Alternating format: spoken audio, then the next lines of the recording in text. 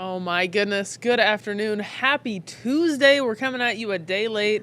Yesterday, obviously a chaotic day for you and me both. We had some stuff up at the Capitol happening in the morning. You were out in Hastings working until late last night covering some important stories. So, I love pulling double shifts. It's fun, right? I know you love pulling. It's better you than me. You are handling it much better than I would. So we all appreciate the sacrifice that you made to cover that. If you haven't checked that story out, make sure you go check it out on KSNB's page. We have it on KLN too. We do have it on KLN. I actually made an appearance on KLN last night. I think I did at least. I don't know if my face has ever been on there or not, but I did. I was on the 10/11 at 10 last night, so I was very excited about that. Well, we appreciate that, and we're glad that it happened. Now that we're here, it is Tuesday, April 21st, and guess what? The legislature is adjourned, sine die. They're done. I don't know who's happier to be done. The Capitol Press Corps, you and me, the legislature. Hard to say. Very hard to say. Very, very excited to be done. They adjourned, actually, I believe it was 2:57 p.m. on Friday. Standing there watching that happen.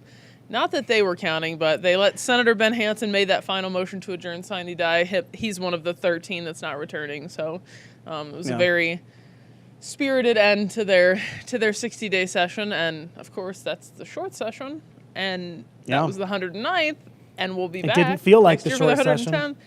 It did not. And Speaker Arch, when he was giving some of his closing remarks, said, this was a short 60-day session, but it did not feel like a short 60-day session. No. So that is not just our perception or your perception. That is their perception as well. So we deal in facts on this show. We deal in fact. We don't deal in opinions, except in the very rare times that we do, which is my opinion that it was a very long session. No, it's a fact. But to work some facts in there, we actually pulled some numbers for you. So let's take a look at these. No, I want to point out, you pulled the numbers. I did not pull the numbers. I want you to get credit where credit is due. If you're giving me credit for pulling like a mostly all-nighter, you're getting credit for putting together these numbers. Well, thank you. Then I have to give credit to Speaker Arch for laying all of these out because I majored in history and I am not good at math. So if he hadn't laid these out, I would have struggled to find them.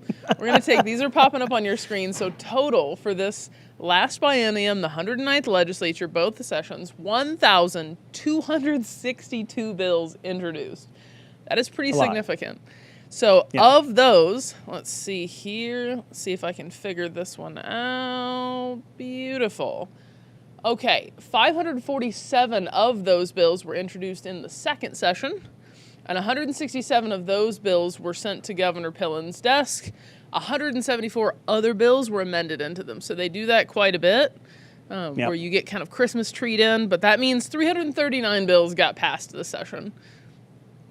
Pretty good for 60 days. A decent amount. Exactly. They have the same number of bills in a short session as they do a long session. And the other thing we have to remember is these are 49 senators, and they each get one priority bill, and then committees get some priority bills, and the speaker gets a couple extra priority bills. But there were some of these bills I would assume mathematically that were not priority bills that were worked in anyway. And so I think that does show some of the dedication these people in our legislature do have to serving their constituents. They really do. And I have those numbers for you too. 107 total priority bills. 88 of them were passed, which is an 85% passage rate. That number comes from Speaker Arch. Again, I'm not good at math. 25 of those were speaker priorities, and 24 of those got passed either standalone or as amendments into other bills. So, pretty good. Pretty good. And we only had 5 vetoes this year that came down from Governor Pillen. He didn't veto anything with the budget, which was surprising given the amount of fighting that happened over the budget. There were no line vetoes on the budget, but he did veto I was biting my lips for that one.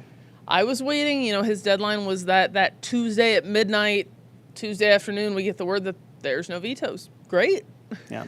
Love that. Now, I'm sure the legislature did appreciate that he waited until the last day to veto those 5 bills that he did veto. He did. And of those 5, 4 of them, they attempted to override them. One of them, Senator Danielle Conrad's bill, which would have dealt with contract reporting requirements for universities and higher ed. She didn't even attempt to override that. The other 4 bills, I believe it was John Frederickson, John Kavanaugh, Victor Roundtree. There's one more that I'm missing in there, and I feel really bad about it, but here we are. I do too. They attempted to overturn those vetoes. They were not successful. Oh, it was Denishi Gareka. There we go. I got it. Yeah. I knew I'd get there. Yeah.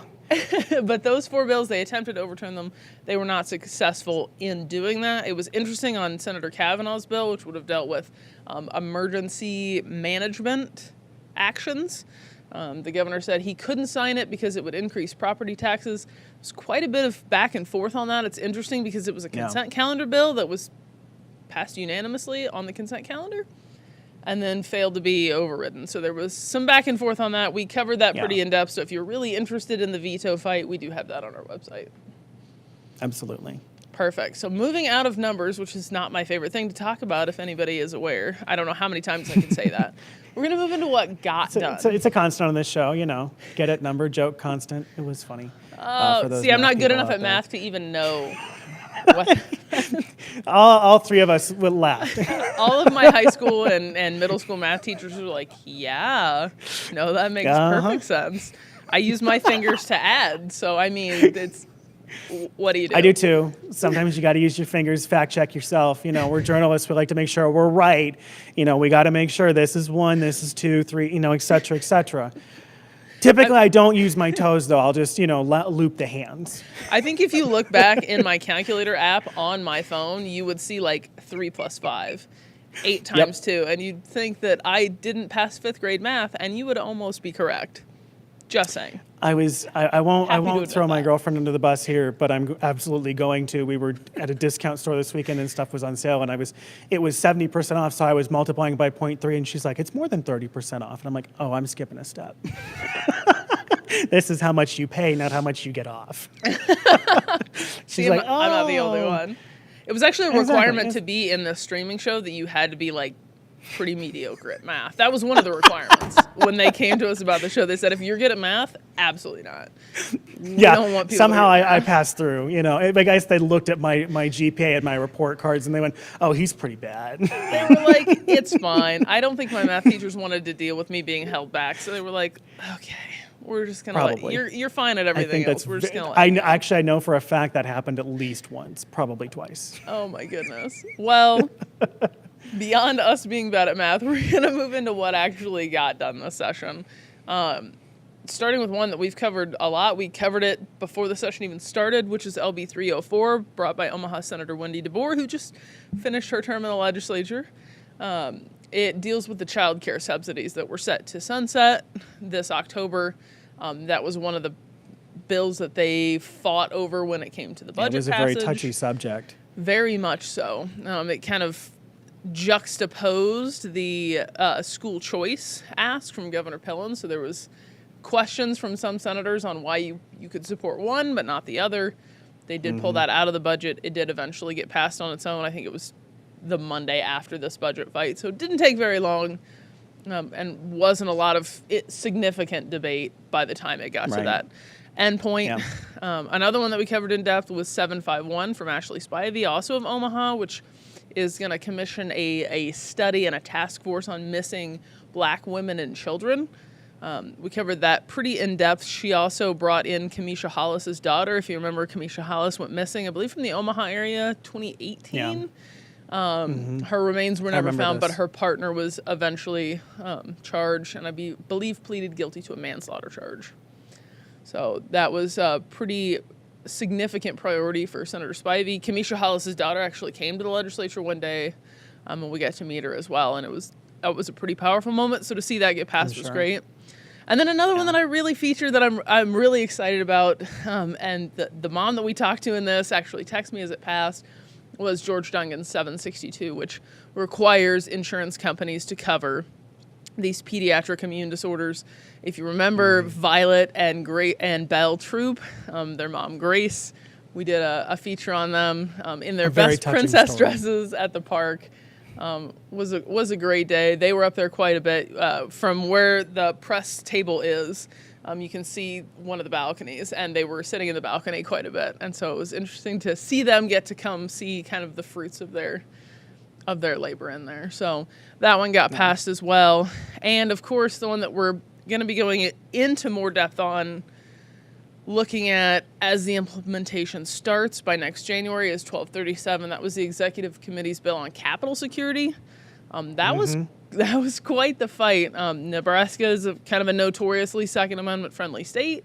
Yep. The Firearm Owners Association said absolutely not. We are not for this. We are going to be up there talking to every senator we can. They did some amending. They are going to allow people with concealed carry permits to still carry. But the interesting thing about this one is that it's actually reducing. If you've ever been to the Capitol, you can get in pretty much any door that is on the outside. Yep. That's going to change by next January. There's going to be one entrance.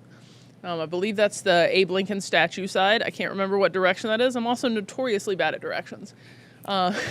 So I won't say anything. Couldn't tell you which direction that is. I'm sure it's written down somewhere, but I don't have that. North, south, east, or west. It's somewhere. It's one of those, but it's going to reduce it to that one. That one is also not disability accessible, so they're going to have to do some temporary accessibility until they can get construction done.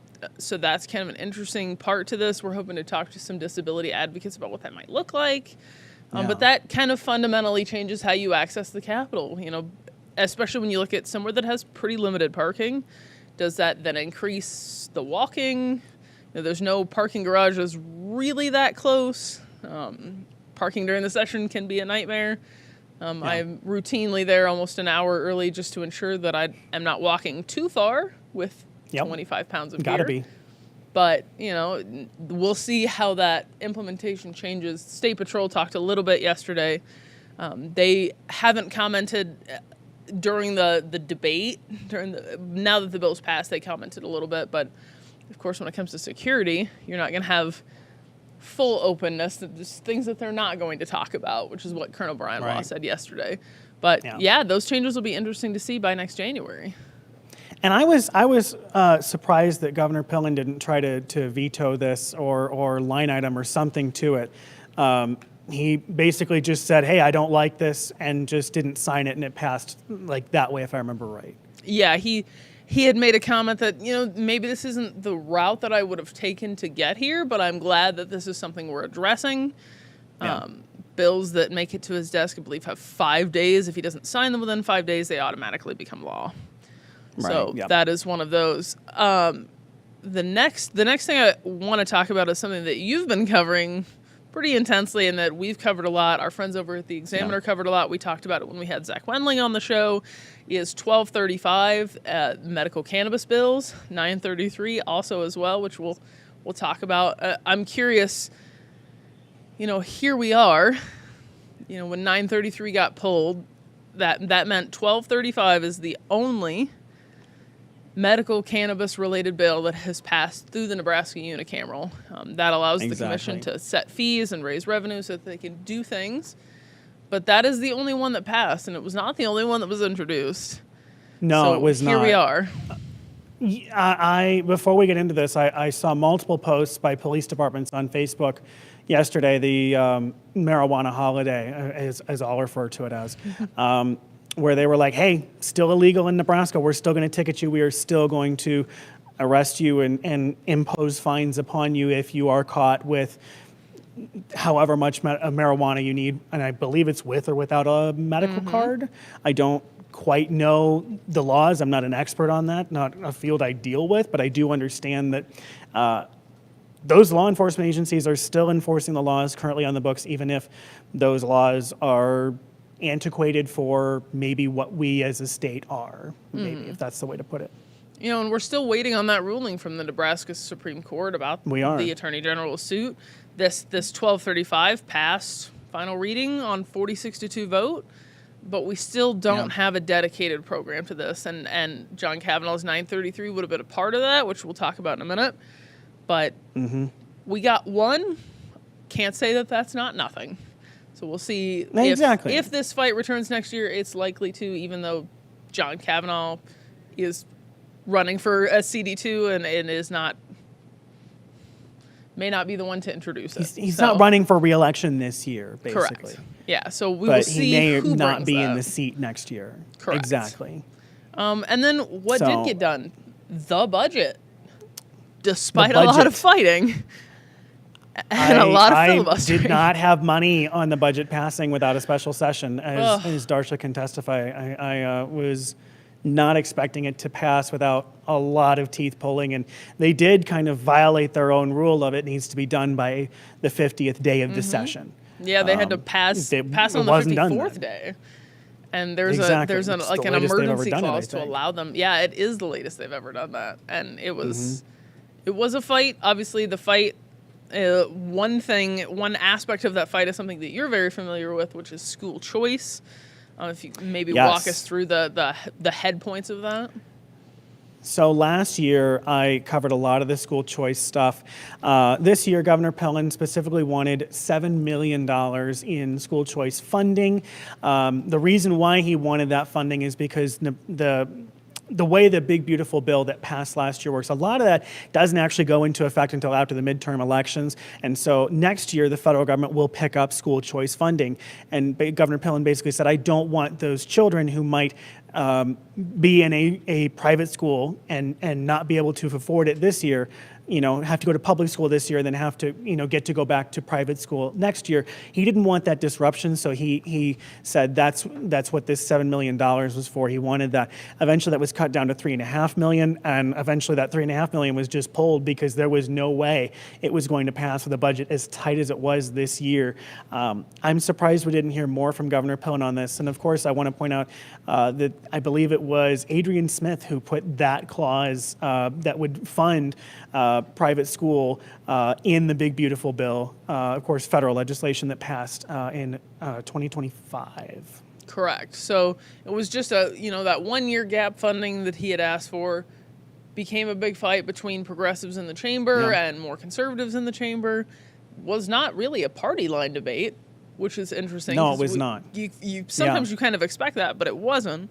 And then it was the foil to this fight on 304 that we talked about, which I think over the course, if I remember the fiscal note correctly, which is, again, numbers, it was like an $11-ish million ask, not a full year, but I want to say $4.2 million for the first year and then going forward, but 11-ish million roughly. So there was this fight on, can you support 304 without supporting school choice? Those both got dropped.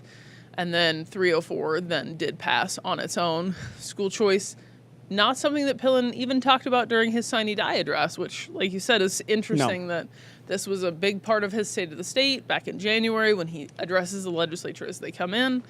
His sine die address really didn't mention this school choice fight at all. When Linda McMahon, the Secretary of Education, I want to interrupt and interject something real quick.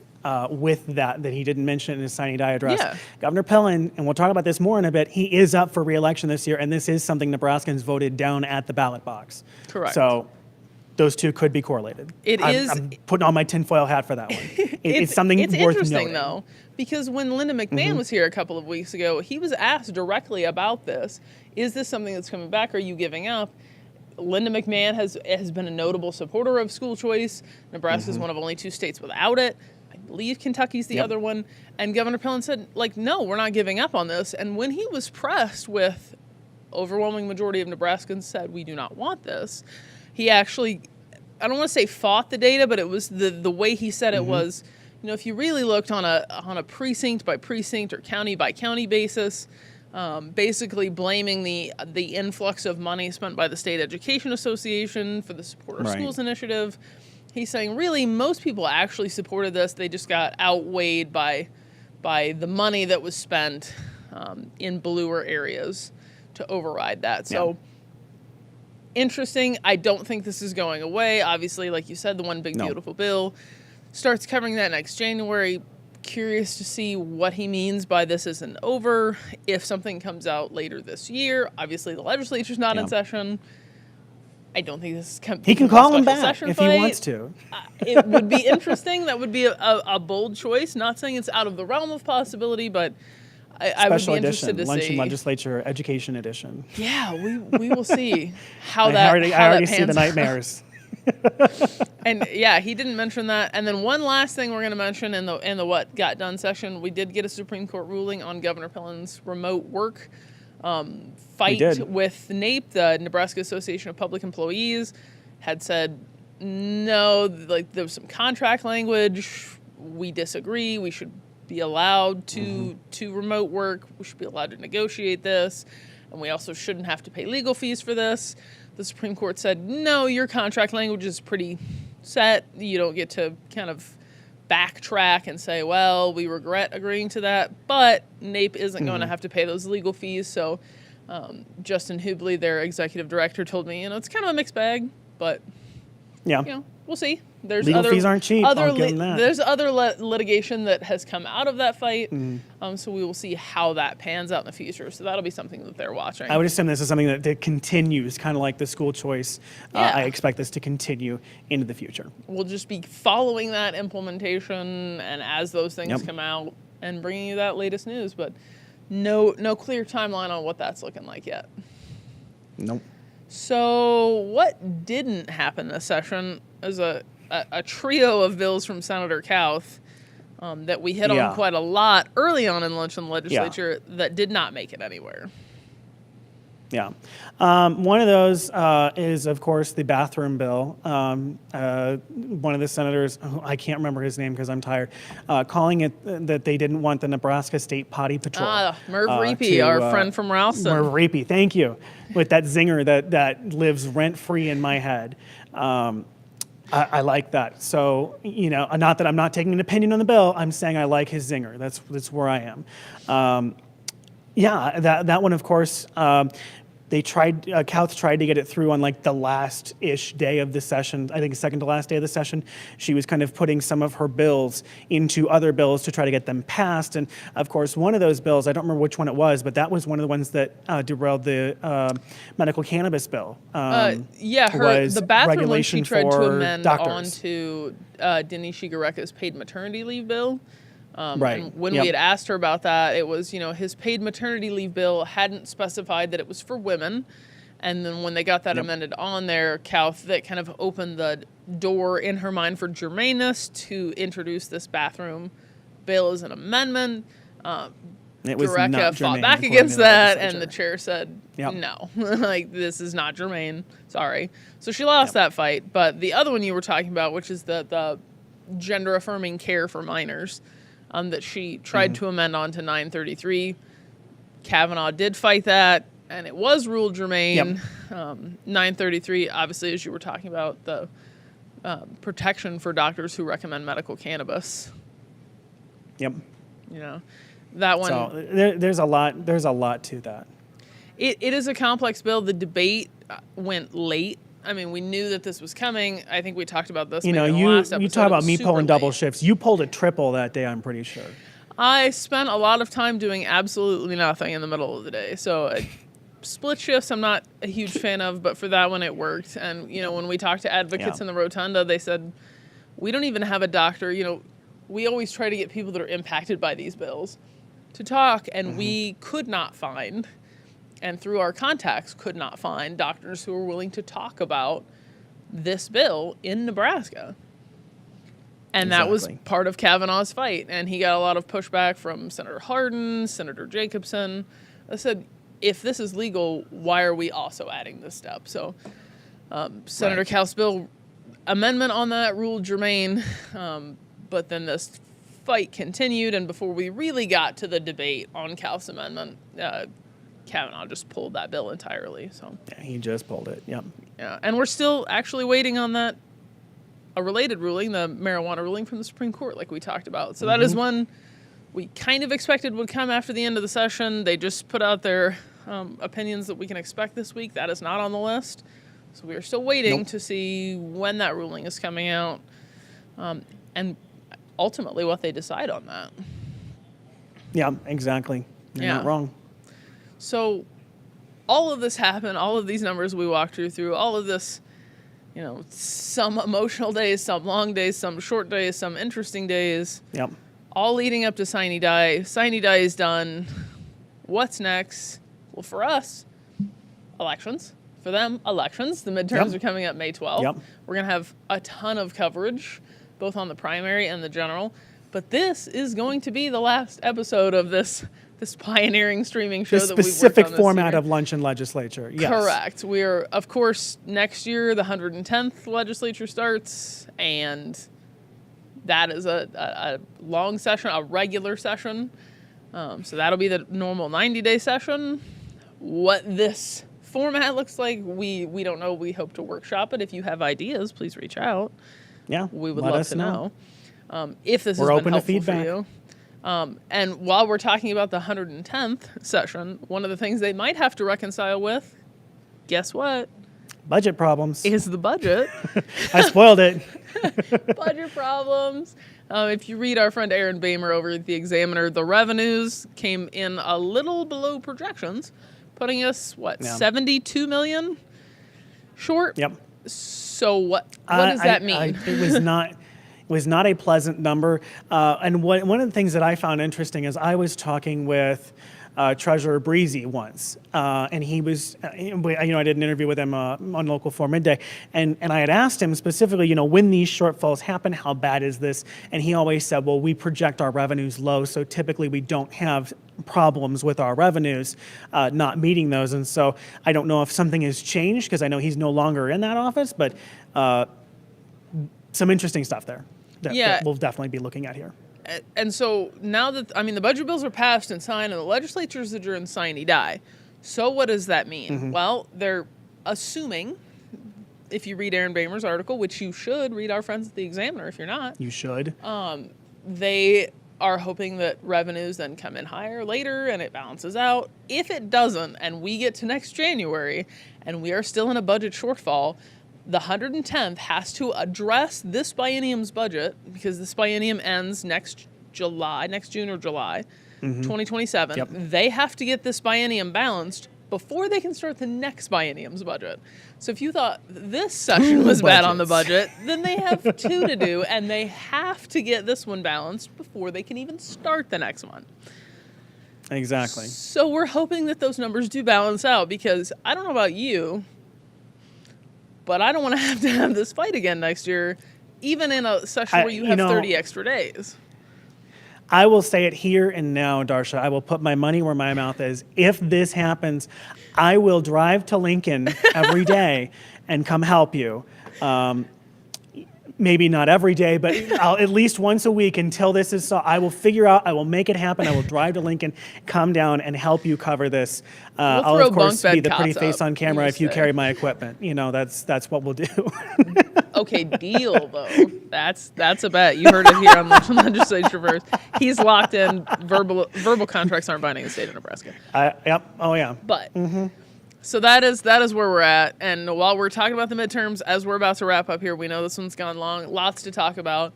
Governor Pillen hosted a first ever roundtable with all of his cabinet members yesterday. Hasn't happened in his term as governor. 18 cabinet heads. We're talking Department of Administrative Services, Department of Transportation, Water, Energy, and Environment. Everybody who was anybody was in that. It was 2 hours. Exactly. They took all the reporter questions. And you were in that room, which means you are ask. somebody, just to put that out there. Oh, well, I meant the cabinet heads, but I'll take it where I can get it. I was trying to break in a new pair of shoes, so if you saw me yesterday and I looked in pain, it was not because of that round table. It was because I wore the wrong shoes. Anyway, it was a very long day. But they took all the questions that we wanted to ask, which a lot of times elected officials don't do that, so we were very happy that we got to ask all of these cabinet heads questions. We came away with a lot of good information for stories that we're going to be following up on, like Capitol security, like this move from the Nebraska Youth Correctional Facility to the RTC. These things are things that we have been working on, and we're thankful that we had everybody in the same room so that we can follow up on these. But it did feel a little campaigny at times, which is why we're mentioning that. We have coverage of that on all of our websites if you're interested to see kind of what was talked about. But ultimately, it was... Had we not been an election year, would this have been something that happened? I don't know. But at times felt very campaigny.